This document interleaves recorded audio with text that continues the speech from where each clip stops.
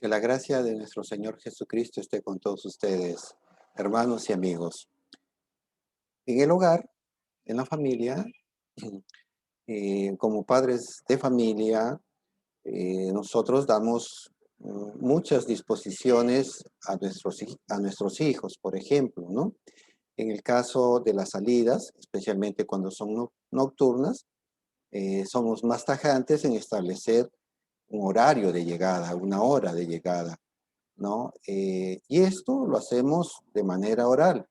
No les cruzamos un memorándum a los muchachos, a los adolescentes o jóvenes, eh, ni tampoco ponemos una notita en la refrigeradora o en la puerta de la calle, ¿no? Son disposiciones orales que se tienen que cumplir. Valen tanto como que si estuvieran escritas. También en la empresa, es cotidiano, es de casi todos los días, pues que se estén dando disposiciones orales y a veces cuando se tratan de asuntos primordiales dentro de la empresa, no tienen que estar escritas. Obviamente también hay documentos de gestión, hay organigramas, manuales de procedimientos, protocolos, reglamentos de funciones, etcétera. En el ejército, en la policía, también se dan disposiciones orales muy a menudo. Y estas vienen a ser parte de toda la tradición de la familia o de la empresa. Una tradición oral, una tradición escrita, ¿no?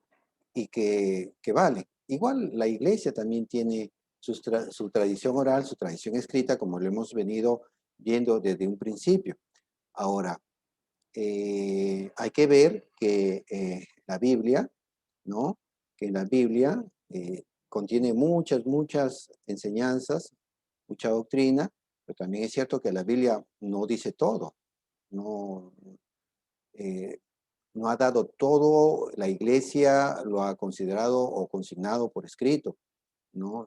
Hay algunas cosas que sí. Por ejemplo, nosotros vamos a ver en el tema de la edad del matrimonio. La Biblia no dice nada puntual, nada expreso al respecto, ¿no? No dice que se casen a los 16 o a los 18, ¿no? Nada. Luego, también con el caso del bautismo, ¿no? Ahí hay un grave conflicto con los hermanos evangélicos, ¿no? Sobre la edad. La Biblia no dice, no establece una edad, no hay una prohibición de que se diga, no, los niños de 8 días de nacidos no se bautizan. No, no hay nada de eso. No vamos a entrar en ese tema porque no, hoy día no vamos a ver esto. Pero también hay cuestiones ya ahora de la vida presente que pues no se indicaron en la Biblia. Por ejemplo, esto del mal llamado cambio de sexo, ¿no? Claro, uno, por ejemplo, no se puede cambiar el sexo, ¿no?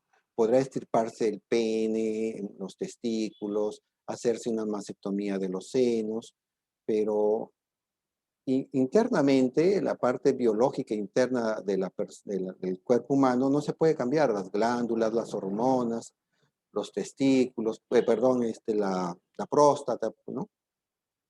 Bueno, será solamente un cambio exterior, ¿no? Pero no, en la parte interior profunda del ser humano es muy difícil.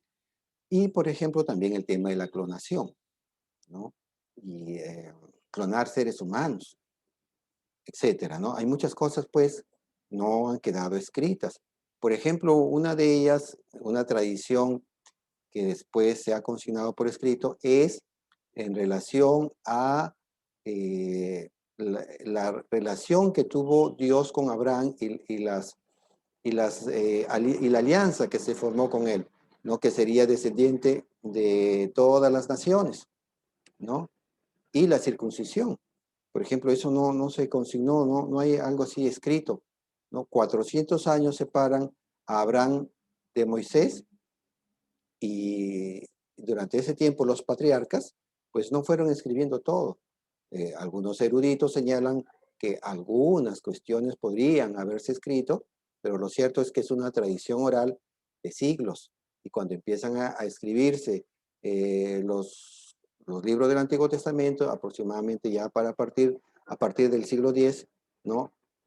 Después, antes de Cristo, para los tiempos de Cristo.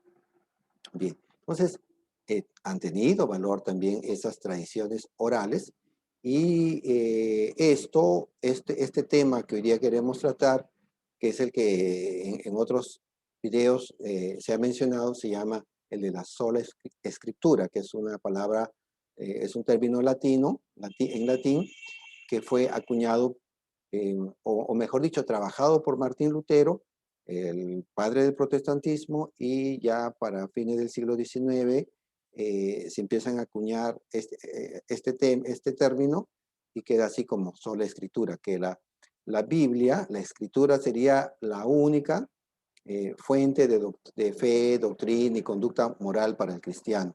Posteriormente ha venido un desarrollo, ya no de llamarle la única, sino la suprema, ¿no? Pero bueno, eso no lo vamos a tratar ahora porque es muy, muy largo. Lo cierto es que con la Biblia, ¿no? Que para nosotros los católicos es palabra de Dios, es palabra revelada, es sagrada e inspirada por Dios. Ahora, y sobre este tema de la sola escritura, pues hay un conflicto entre católicos y protestantes, porque de esto surgen las grandes diferencias doctrinales, pero mayor fuente de conflicto es para los mismos protestantes, porque la Biblia es una sola, pero ellos tienen múltiples y contradictorias doctrinas sobre un mismo tema, por ejemplo, ¿no? Sobre determinados temas. Por ejemplo, el tema de la salvación. Algunos creen que es por predestinación y otros no lo creen. Otros, por ejemplo, creen que la salvación no se pierde y otros que sí se pierden. Algunos creen que o bautizan niños y otros no bautizan niños, etcétera, etcétera, etcétera. Bien, entonces aquí vemos pues la necesidad de aclarar este tema y en días pasados ha habido una conversación larga con un amigo evangélico sobre un versículo, pero no es siquiera el versículo completo, sino es una parte del versículo, ¿no? Es el versículo 6 de la primera carta a los Corintios, capítulo 4. Vamos a darle lectura. Solo a esa sección, a esa parte del versículo. Abro cita. Para que en nosotros aprendáis a no pensar más de lo que está escrito. Cierro cita. Bien. Y con esta parte, con esta sola línea de este versículo, se quiere argumentar que lo que se está diciendo ahí, que solo nada más debemos regirnos a lo que dice la Biblia, la Escritura, y nada más, ¿no? Entonces, lo que queremos hoy día analizar prácticamente serían tres puntos, ¿no? El primero podría ser de los peligros de leer, de interpretar un texto fuera de contexto. Segundo, 1 Corintios capítulo 4, versículo 6, se refiere a la Biblia como la única fuente de fe y doctrina para el cristiano. ¿Qué sucede con cuestiones no escritas en la Biblia? Por ejemplo, este tema del cambio de sexo. Bien, estos tres puntos son los que vamos a desarrollar. Vicente Troncos, de Proyecto Católico, para que los católicos no se dejen llevar por cualquier viento de doctrina falsa. Bien, entonces, hermanos, vamos con el primer punto, el de el peligro de interpretar un texto fuera del contexto. Y nos vamos a la primera carta a los Corintios, ¿no? Pero con otro capítulo, otro versículo. Y vamos a ver las, los errores a los que nos puede conducir interpretar un texto fuera del contexto. Y estamos utilizando para esta ocasión una Biblia evangélica llamada Reina Valera, revisión año 1960. Y esto lo hacemos porque algunos hermanos evangélicos comparten con nosotros en nuestro canal. Bien, y solamente vamos a leer una parte de la primera carta a los Corintios, capítulo 6, versículo 12. Solo una sección nada más. Todas las cosas me son lícitas. Todas las cosas me son lícitas. Puntos suspensivos, cierro cita. Ah, caramba, todas las cosas me son lícitas. ¿Todo lo puedo hacer? ¿Todo me está permitido hacer? ¿Puedo cometer adulterio? ¿Puedo cometer fornicación? ¿Puedo asesinar? ¿Puedo robar? ¿Puedo abandonar a mis padres? ¿No darle el apellido y los alimentos a mis hijos? Oh, miren, qué grave sería si solamente nosotros interpretamos una sola partecita, ¿no? Porque podría llevar a algo tan, pero tan grave, tan perjudicial. Eh, Ahora, vamos a analizar esto del cambio de sexo. ¿Lo prohíbe la Biblia? Pero antes vamos a ayudarnos del derecho humano, ¿no? Por ejemplo, acá en la Constitución de Perú, ¿no? En el artículo 2, inciso 22, literal A, dice, nadie está obligado a hacer lo que la ley no manda, ni impedido de hacer lo que ella no prohíbe. Cierro cita. Ahora vamos a la Constitución de Brasil, artículo 5, numeral 2.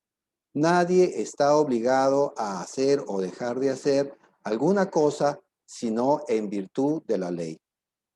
Cierro cita. Bien, claro, solo lo que diga la ley, nada más lo que dice la ley. Si no lo dice, no lo hago. ¿Para qué voy a hacer algo si no lo dice? Si no me lo prohíbe, lo puedo hacer. Bien, entonces aquí pues nos estamos rigiendo así nada más a lo que dice la ley. Ahora, la Biblia, ni tampoco, al menos no conozco ninguna norma humana, jurídica humana, que niegue, que prohíba el cambio de sexo. Muchos están haciendo el cambio del sexo, entre comillas, como dijimos, ¿no? Que lamentablemente ya después es irreversible, es muy triste. Varias personas han dado su testimonio que luego que se han realizado estas operaciones, amputándose genitales, etcétera, ya han querido volver a recuperar los mismos, ya no se ha podido hacer, es algo muy lamentable, ¿no? Hay muchos testimonios al respecto. Bien, entonces aquí estamos ante una cuestión a la que nosotros queremos llegar sobre la Biblia. La Biblia no prohíbe eso. ¿Y qué hacer? ¿No? Eh, el mismo derecho humano, en la sabiduría que Dios le ha dado al hombre, ha previsto también cómo solucionar estos problemas. Por ejemplo, en el Código Civil peruano, ¿no? En el título preliminar, artículo 8, nos dice lo siguiente, y nos ilumina también para resolver cuestiones y que las hacemos en nuestro diario vivir. Abro cita, los jueces no pueden dejar de administrar justicia por defecto o deficiencia de la ley. En tales casos deben aplicar los principios generales del derecho y preferentemente los que inspiran el derecho peruano. Cierro cita. Así es, cuando hay alguna laguna, algún vacío, pues se recurren a los principios generales del derecho, a la jurisprudencia, al derecho comparado, ¿no? Y finalmente al juicio mismo del juez con sus valores terminará dictando sentencia. Pues en la iglesia no es que estemos tampoco sin las herramientas del caso, porque la Biblia sí nos da herramientas y tenemos un magisterio y tenemos la tradición oral que nos permite tener una comprensión de los hechos de la vida. Eh, pero además de eso, la iglesia cuenta con la luz del Espíritu Santo, con la guía del Espíritu Santo, la tercera persona de la Trinidad, de la divinidad del cristianismo. Por ejemplo, en Juan 14, versículo 26 nos dice, cuando Jesús va a enviar al Paráclito, nos dice, pero el Paráclito, el Espíritu Santo, les enseñará todo, les enseñará todo. Y en Juan 16, 13 nos va a decir, Cuando venga el Espíritu de la verdad, el Espíritu de la verdad, Él los introducirá en toda la verdad, porque no hablará por sí mismo, sino que dirá lo que ha oído y les anunciará lo que irá sucediendo. Y les anunciará lo que irá sucediendo. Cierro cita. Bien, no estamos desamparados, ¿no? Porque Dios, a través del Espíritu Santo, nos va a revelar la verdad en los diferentes tiempos, en las diferentes épocas del ser humano, y nos dirá la verdad sobre las cuestiones que irán sucediendo. Entonces, en la Biblia también por analogía nosotros podemos acercarnos, por ejemplo, a resolver este problema del cambio del sexo, ¿no? Por ejemplo, en Deuteronomio, en el capítulo 22, versículo 5, nos dice, abro cita, la mujer no se pondrá ropa de hombre, ni el hombre un vestido de mujer. El que lo hace resulta abominable a los ojos del Señor tu Dios. Levítico capítulo 20, versículo 13. Si un hombre se acuesta con otro hombre como si fuera una mujer, los dos cometen una cosa abominable, etcétera. Cierro cita. Bueno, aquí tenemos un acercamiento, cambiarse de ropa, no cambiarse de sexo, ¿no? Pero eso ya nos lo enseña nuestra tradición y la iglesia, por ejemplo, hace nomás unos días o hace unas semanas, se ha pronunciado con esto que los obispos, que algunos obispos y algunos sacerdotes alemanes estaban pidiendo bendecir eh, uniones homosexuales, y la iglesia ha dicho que no, pues cierto, y ya, por lo que tenemos en las Sagradas Escrituras, aparte de estos versículos, etcétera. Bien, entonces, pero vayamos ahora al versículo completo. Vamos a leer el versículo completo de 1 Corintios capítulo 6, versículo 12. Y estamos con la Reina Valera, ¿no? Biblia evangélica para este caso. Todas las cosas me son lícitas, mas no todas me convienen. Repito, mas no todas me convienen. Todas las cosas me son lícitas, mas yo no me dejaré dominar de ninguna. Cierro cita. Bien, entonces ahora ya vimos el contexto. O sea, no es que todo, porque todo esté lícito, todo lo voy a hacer. No, no, no.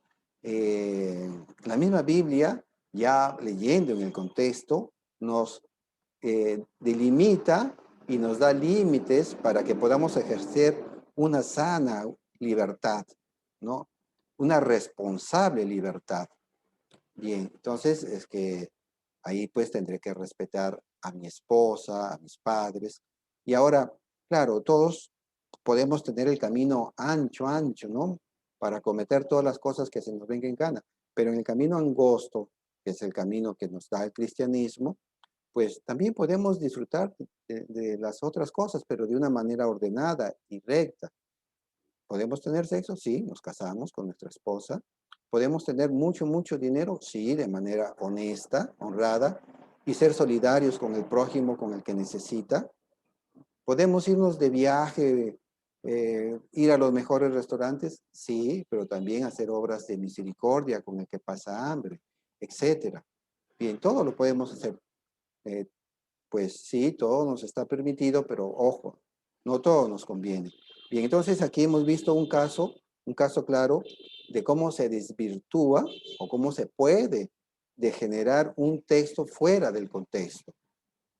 Y cómo leído integralmente nos da luces y la verdad de cómo realmente debe interpretarse. Ahora vayamos al texto que nos interesa, al de la primera carta de Corintios, capítulo 4, versículo 6. Y vamos a verlo desde un contexto histórico para comprender qué es lo que realmente quiere decir, no solamente esa pequeña, esa parte, esa frase, sino el versículo y qué se refiere todo ese libro de la carta a los Corintios que escribió Pablo por allá aproximadamente por el año 58 del primer siglo de la era cristiana. Bien, hagamos una síntesis, ¿no?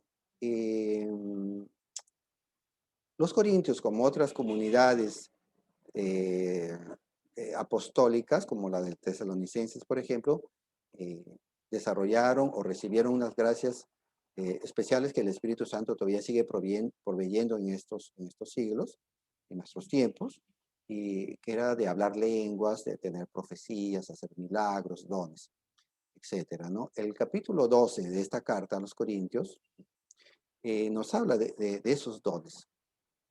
Pero en el capítulo 13, que es uno de los más maravillosos de toda la Biblia, en la que se nos habla de amor, del amor cristiano, ¿no? Eh, del amor ágape, Pablo lo hace en relación a estos dones y le dice que sí, es muy bueno decir profecías, hablar en lenguas, interpretar lenguas, etcétera, etcétera, pero hay un don supremo, un don superior que es el amor. El amor no se envanece, no es orgulloso, no es soberbio, no es jactancioso, es servicial, todo lo puede, todo lo cree, todo lo soporta. Bien, entonces Pablo está bajando ese orgullo que tenían los corintios de estos dones.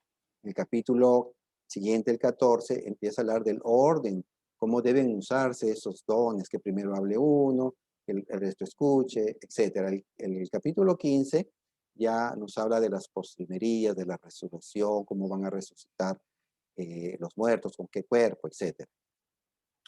Y el capítulo 11, por ejemplo, nos habla de la Eucaristía como presencia real de nuestro Señor Jesucristo, su cuerpo y su sangre, ¿no? Ya no es pan, ¿no? Ya no es vino. Y se peca no contra el pan ni contra el vino, sino contra el cuerpo y la sangre de nuestro Señor Jesucristo. Bien, pero desde el capítulo 1 hasta todos estos que hemos desarrollado y termina en el capítulo 16, Pablo se va a centrar en un problema muy especial que lo vamos a ver también más adelante, que era el de las facciones y divisiones que se estaba suscitando en esa comunidad, que unos preferían a Pablo, otros a Apolo, otros a Pedro, ¿no? Entonces, y todo esto se va desarrollando, ¿no? Y Pablo va a criticar esto.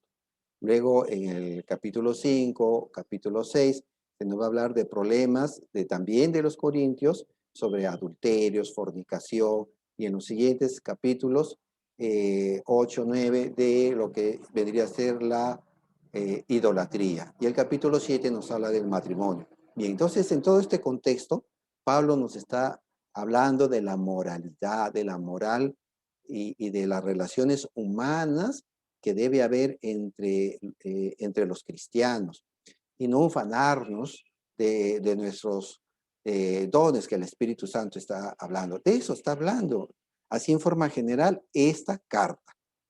Bien, ahora, vayamos a un punto 2.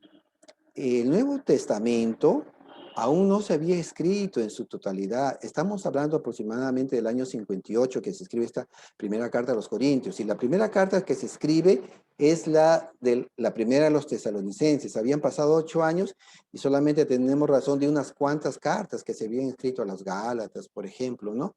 Y no se había escrito más. No estaba el Apocalipsis todavía, las cartas de Juan, de Pedro, de Judas, de Santiago. Tampoco estaban escritos los evangelios, la de Mateo, Lucas, etcétera. No estaba. Entonces, si como nos dice aquí este versículo, que no pensemos más de lo que está escrito, entonces, si no hay evangelios, no está el evangelio, ¿qué se podría haber enseñado? ¿O a qué nosotros los cristianos nos íbamos a regir? ¿No? Y solamente estaba vigente la tradición oral. Todo se estaba transmitiendo de manera oral y los cristianos lo validaban, eh, lo vivían hasta Esteban había muerto por ese evangelio que había escuchado nada más, la tradición oral del cristianismo. Ahora hay que ver un tercer punto, que no estaba canonizado, ¿no? Esas cartas de Pablo, las que estamos tratando, no estaban establecidas como así ya, esta es palabra de Dios. Esto, Pedro, en su segunda carta, ya aproximadamente para el año 62, para adelante, sino después, que algunos consideran que esta carta la pudo haber escrito algún discípulo de Pedro, pero ese es otro tema que no lo vamos a desarrollar. Pues Pedro va a hablar de las cartas de Pablo como Sagrada Escritura, las ponen en el mismo nivel que las Sagradas Escrituras del Antiguo Testamento. Pero aún incluso podrían haber faltado más cartas como las cartas a Timoteo y las de el Apocalipsis o las de Juan que se van a escribir a partir del año 90 aproximadamente. Entonces no estaba canonizado. ¿Y a qué escritura cristiana pues iban a regir los, los creyentes, ¿no? De esta época, del primer siglo? Ahora, Pablo no va a entrar en contradicción con lo que él mismo va a enseñar, porque en la segunda carta a los Tesalonicenses, capítulo 2, versículo 15, va a decir, va a enseñar que se guarde la doctrina tanto de palabra oral, como la doctrina escrita, ¿no? Tradición oral y tradición escrita. A las dos, dice, manténgase firmes en las tradiciones o doctrinas que le hemos dado de manera oral, de palabra o por escrito. Entonces, Pablo no va a decir solo lo escrito, nada más, no, las dos. Ahora, un cuarto punto sería que esta frase es tan general, dice, no pensar más de lo que está escrito de la Biblia, porque no dice de las Sagradas Escrituras, solamente dice de lo escrito. Bien podrían ser, pues, otros escritos profanos, las leyes humanas, ¿no? Porque hay muchas leyes humanas buenas. ¿A qué escrito se está refiriendo? Pablo no dice expresamente las Sagradas Escrituras. Ahora, un quinto punto más, en contra de este principio de la escritura o de este versículo, serían los analfabetos y los ciegos. Los analfabetos no saben leer. Ellos no van a leer, no pueden leer. Un ciego tampoco, lamentablemente. Y no había pues la escritura braille como ahora existe, ¿no? Y otras formas de lectura que tienen pues nuestros hermanos con esta discapacidad física. Bien, ahora dejemos esto y hagamos un análisis ya del mismo versículo, ¿no? Y de su contexto inmediato, de ese mismo capítulo, nada más para no ahondar. Ya habíamos mencionado que en los primeros capítulos Pablo está tratando un tema grave de divisiones y facciones dentro de la iglesia, algo que se da todavía, ¿no? Y eso es penoso. La gente dice, mi grupo defiende lo suyo, ¿no? Es algo humano, un poco el egoísmo que a veces nos lleva. Ahora vamos a ver que lo que en realidad nos está llamando es a no sobrepasar el respeto humano, a respetar. Si, por ejemplo, Pablo no era comparándose, ¿no? A Apolo. Apolo era un hombre muy fluido en su hablar, era muy elocuente, y Pablo no era así tan locuaz, no tenía de repente esas habilidades de oratoria que sí las tenía Apolo. El capítulo 2, 3 de esta misma carta nos habla un poco más de eso. Y ahora, es que ahí, en toda la carta, no existe ningún problema doctrinal. No existe ningún problema doctrinal para el cual se venga a decir a no pensar más de lo que está escrito. No hay nada al respecto. No hay ninguna enseñanza oral, ninguna tradición oral que esté contradiciendo a la tradición escrita, ¿no? Del cristianismo. Pero vayamos a ver desde el versículo 1 de la primera carta a los Corintios, capítulo 4, desde el versículo 1 hasta el versículo 5. Vayamos con prontitud. Pero esto, hermanos,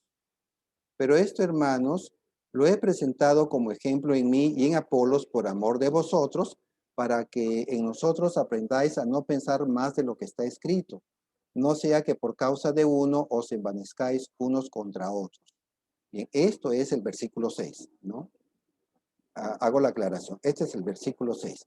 Ahora vayamos desde el versículo 1. Así pues, téngannos los hombres por servidores de Cristo y administradores de los misterios de Dios.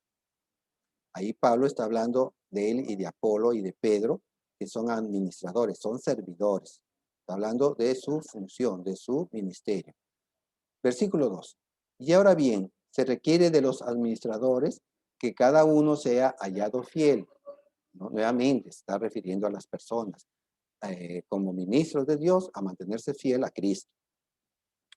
Yo en muy poco tengo el ser juzgado por vosotros o por tribunal humano, y no aún yo me juzgo a mí mismo. Esto es lo que estaban haciendo los corintios, de estar juzgando. No, Apolo es mejor que Pablo, Pablo es mejor que Pedro. Versículo 4. Porque aunque de nada tengo mala conciencia, no por eso estoy justificado, pero que el que me juzga es el Señor. Verso 5. Así que no juzguéis nada antes de tiempo, hasta que venga el Señor, el cual aclarará también lo oculto de las tinieblas y manifestará las intenciones de los corazones, y entonces cada uno recibirá su alabanza de Dios. Y ahí vayamos ya al verso 6 nuevamente. Pero esto, hermanos, lo he presentado como ejemplo en mí y en Apolos, por amor de vosotros, para que en nosotros aprendáis a no pensar más de lo que está escrito. No sea que por causa de uno os envanezcáis unos contra otros. Cierro cita. Bien, aquí lo que Pablo está haciéndonos mostrar es pues que él se está poniendo de ejemplo a Apolo también, ¿no? Para que de ellos aprendan el trato, la relación, el respeto mutuo que debe haber entre uno y otro, y no se envanezcan prefiriendo a un apóstol en relación a otro apóstol. De eso se trata lo que nos está queriendo decir esta frasecita sacada fuera de contexto, ¿no? Así es. Y para broche de oro, vamos a ver solamente dos comentarios de dos eh, hermanos separados, ¿no? Vamos a ver el comentario de Calvino, uno de los padres de la Reforma Protestante, ¿no? De Juan Calvino. Y este tema, esto lo hemos obtenido desde la página web www.bibliaplus.org, ¿no? La vamos a abrir por aquí, ¿no? Y aquí vamos a ver de, de este pasaje, de esta fuente, ¿no? Vamos a ver que lo esté abriendo, ¿no? A ver, vamos a ver si lo abrió. A ver.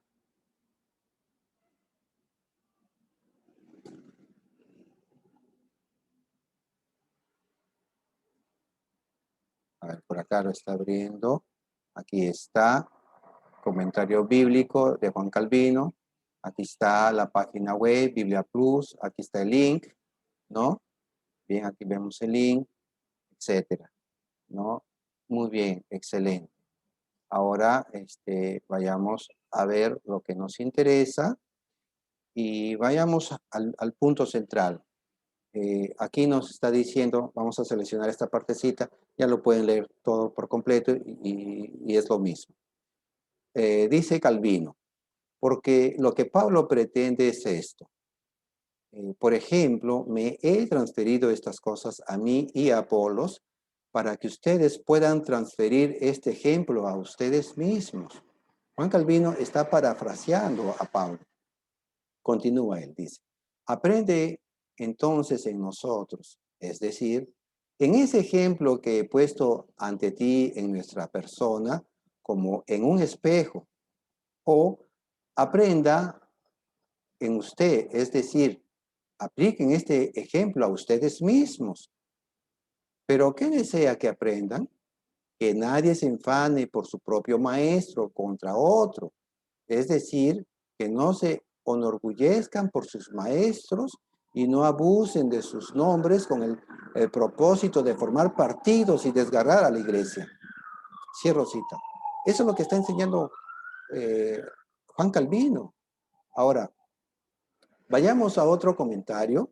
Este es se llama así, es de unos editores bíblicos protestantes. Así se llamaba eh, eh, a estos comentarios homiléticos, se llamaban comentarios bíblicos del púlpito y estaban dirigidos por Joseph Excel y Henry Donald Maurice Spencer Jones, ¿no? Y nos dice, por ejemplo, aquí esta misma página web, que se basaban en más de 100 autores en un periodo de 30 años. Imagínense la cantidad de comentarios homiléticos, ¿no? De homilía, ¿no? Reflexiones sobre la Biblia. Bien, entonces el púlpito bíblico, el comentario bíblico del púlpito nos dice lo siguiente: hice de Apolos y a mí mismo ejemplos de la indeseabilidad de exaltar a los maestros humanos, para que en nuestro caso puedan aprender el principio general, no pensar en hombres por encima de lo que está escrito. La verdadera lectura es simplemente no por encima de las cosas que se han escrito, como si las palabras fueran una especie de proverbio, como un proverbio. Eso es lo que nos está hablando este versículo. Dice, como si las palabras fueran una especie de proverbio, como nec quid nimis, o la regla de no demasiado de Milton. La palabra, entre comillas, pensar, se omite en los mejores manuscritos bíblicos. La frase que es escrito entre comillas, tiene un significado muy incierto. En general puede referirse a la regla de las escrituras de que toda jactancia es incorrecta. Cita ahí a Jeremías capítulo 9, versículo 23. O a la humilde estimación de maestros que acaba de escribir para ellos. Cierro cita. Bien, como vemos aquí, lo que nos está diciendo comentarios bíblicos del púlpito, es que esto se trataría pues de un proverbio. En nuestras Biblias católicas sí hacen mención de que podría tratarse de un proverbio y pues de que nuevamente de lo que se quiere decir es el trato, la estimación que debe dársele a los maestros, ¿no? No tener jactancias. Bien, pues de esto se está tratando, ¿no? De eso se trata, eso es lo que nos está diciendo de lo que nos está diciendo este texto, ¿no? Lastimosamente se saca o ha sido sacado fuera de contexto y nos lleva pues a estos peligros de malas interpretaciones y ser llevados por vientos de doctrinas falsas.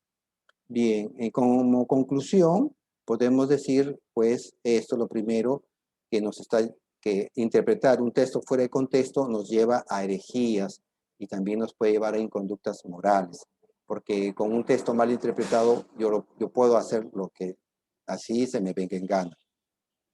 Bien, entonces la primera carta a los Corintios capítulo 4 versículo 6 está sacado fuera del contexto.